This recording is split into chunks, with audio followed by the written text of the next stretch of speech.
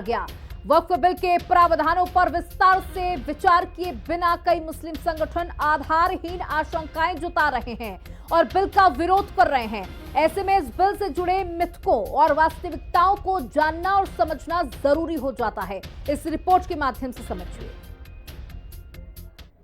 वक्फ पर फसाद, सियासत में तनाव। वक्फ बिल में सुधार, छिड़ा सेकुलर राग। वक्फ कब्जा गैंग का टाइम ओवर। वक्फ संशोधन बिल पूरे देश में चर्चा का विषय बना हुआ है। बिल को लेकर मुस्लिम समाज का एक तबका इसका समर्थन कर रहा है तो दूसरा तबका इस बिल का विरोध कर रहा है। कई मुस्लिम सियासतदानों का तर्क है कि सरकार अल्पसंख्यक समुदाय के धार्मिक मामलों में हस्तक्षेप बढ़ा रही है और इसी मकसद से इस बिल को पास कराना चाहती है। वक्फ पर विवाद, सियासी तनाव। लेकिन हम किसी भी कीमत पर ऐसे किसी बिल को मंजूरी नहीं दी जा सकती, ऐसे किसी भी चीज का समर्थन नहीं किया जा सकता जो संविधान के दायरे से बाहर है। हमारे ऊपर ये इल्जाम है कि वक्फ हमने नाजायज कब्जे करके वक्फ किए हैं। हमारे आबा व अजदाद ने, हमारे बुजुर्गों ने अपनी जायदादों को वक्फ किया है और कितने बादशाहों ने, वो बादशाह जो झूठ बोलकर वोट की भीख मांगकर बादशाह नहीं बने थे, उन्हें कभी किसी को हिसाब नहीं देना था, लेकिन उन्होंने हमेशा न्याय किया। उन्होंने कितने मंदिर बनवाए, उन्होंने कितने मंदिरों को जायदादें दी। आप उल्टा जायदादें छीनने का काम कर रहे हैं, तो आपको देखना चाहिए कि आप क्या कर रहे हैं। सरकार कह रही है कि मुसलमानों को कुछ नहीं बिगड़ेगा। वक्फ बाय यूजर जो इन्होंने हटाने का काम किया है और कह रहे हैं कि हमने नहीं हटाया, उसके अंदर प्रावधान कर दिया कि कोई भी संपत्ति जो सरकारी हो, जिसके अंदर सरकारी हिस्सेदारी हो या विवादग्रस्त हो, उस संपत्ति को जब तक वक्फ नहीं माना जाएगा वो एक डेजिग्नेटेड ऑफिसर को उसकी जांच दी जाएगी और जब तक उसकी जांच नहीं होगी वो तब तक विवाद संपत्ति वक्फ की नहीं रहेगी।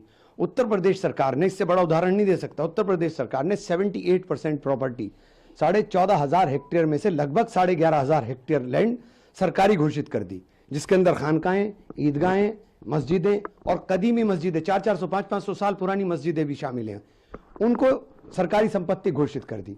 और अब ये अधिकार चला जाए डेजिग्नेट, इस कानून के बाद डेजिग्नेटेड ऑफिसर के पास। वो तय कब करेगा उसकी कोई समय सीमा नहीं है कि वो कब तय करेंगे।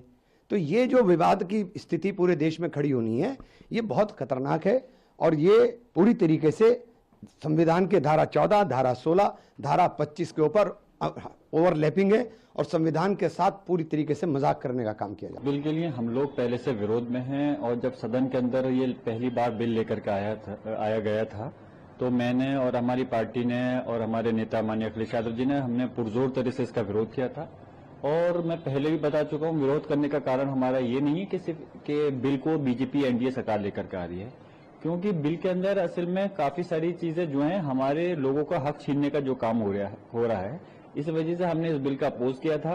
फिर जब सरकार ने जेपीसी में भेजा तो हमें कुछ उम्मीद लगी कि शायद उसके अंदर जो कमियां हैं उनको दूर कर दिया जाएगा, लेकिन सिर्फ उसमें खाना पूर्ति हुई और सिर्फ अपनी मनमर्जी के मुताबिक रिपोर्ट को पेश कर दिया गया।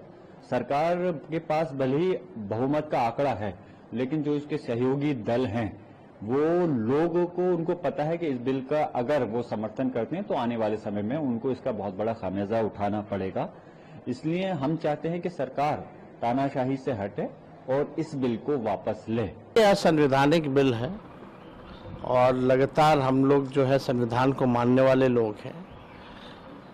भाजपा के लोग चाहते हैं नागपुर का कानून को थोपना, वो हर किस हम लोगों को बर्दाश्त है। हम लोग गंगा जमनी तहजीब को मानने वाले लोग हैं। जो डाइवर्सिटी है हमारे मुल्क की, देश की, वही खूबसूरती है। शुरू से ही हम लोगों ने पार्लियामेंट दोनों सदनों में, चाहे राज्यसभा हो या लोकसभा हो, इसका हम लोगों ने विरोध किया था। चाहे बिहार में विधानसभा हो, विधान परिषद हो, उसका विरोध किया था इस बिल का। और आने वाले समय में भी हम लोग विरोध करेंगे। ये हम लोगों को हर किस इस तरह का बिल जो है कभी भी मंजूर नहीं होगा। लेकिन बिल का सपोर्ट कर रही सरकार का कहना है कि वक्फ संशोधन बिल के जरिए वो वक्फ से जुड़ी संपत्तियों का बेहतर प्रबंधन सुनिश्चित करेगी। ये मेहनत का रंगाई जो सरकार ने जिस उद्देश्य से दिया था स्पीकर साहब से कि इस बिल को आप जेपीसी को सुपर्द कर दें और जेपीसी से पूरे देश के स्टेक होल्डर के साथ बात करें। मैं आज कह सकता हूं कि जब हमने साउथ इंडिया का दौरा किया था और हम नॉर्थ इंडिया का दौरा नहीं कर पाए थे, उड़ीसा का, आसाम का, वेस्ट बंगाल का, यूपी बिहार का, तो एक दिन संसदीय कार्य मंत्री ने कहा, तो हमने कहा हम तो अपनी रिपोर्ट तैयार कर चुके हैं।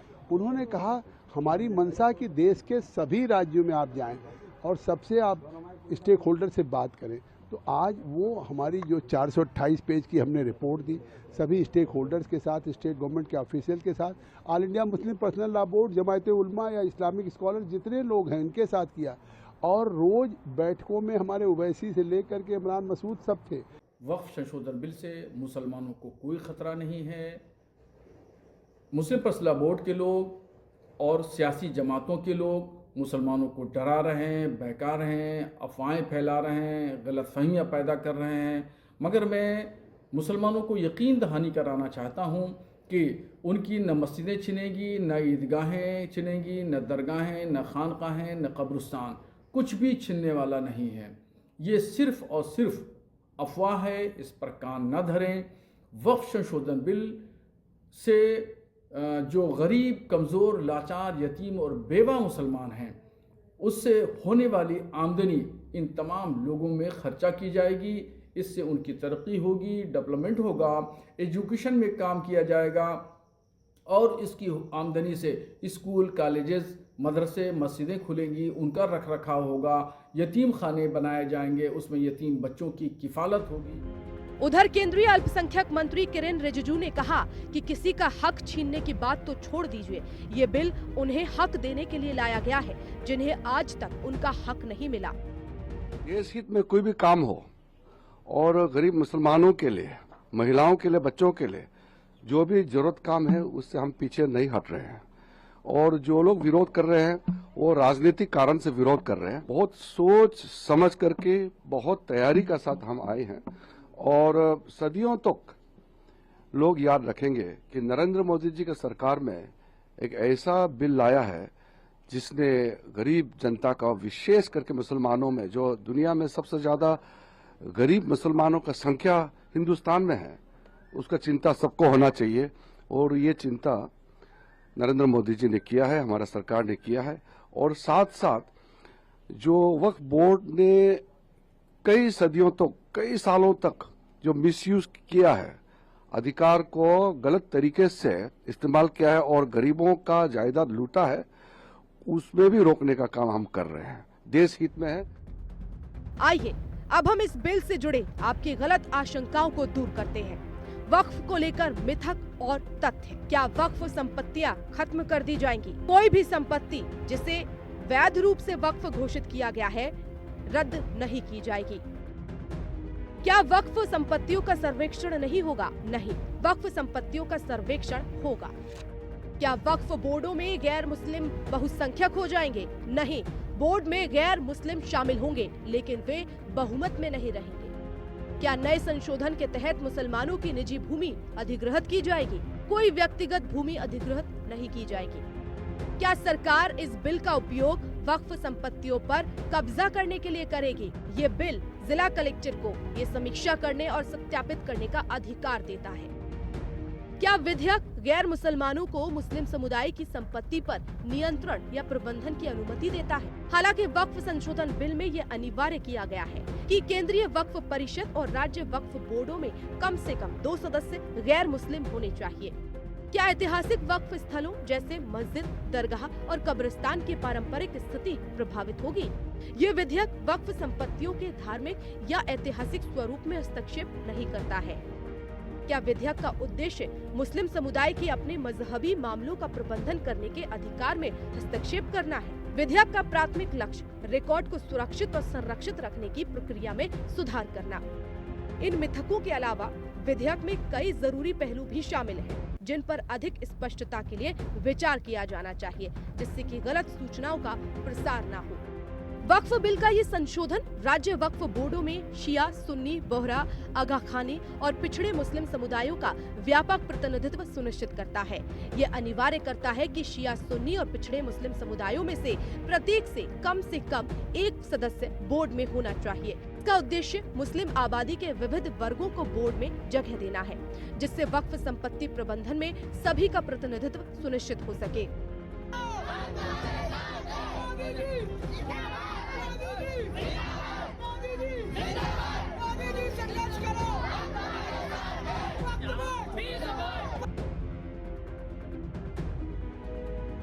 कई सांसदों और अखिल भारतीय मुस्लिम personal law board, Jamiat Ulema Hind और जमाते इस्लामी हिंद जैसे संगठनों समेत कई हितधारकों ने इस विधेयक का कड़ा विरोध किया है। उनका तर्क है कि ये भारत के संविधान के अनुच्छेद 14, 15, 25, 26 और 300A जैसे संवैधानिक प्रावधानों का उल्लंघन करता है, जो समानता, गैर भेदभाव, धार्मिक स्वतंत्रता और संपत्ति के अधिकारों से संबंधित है। हिंदी खबर की स्पेशल रिपोर्ट।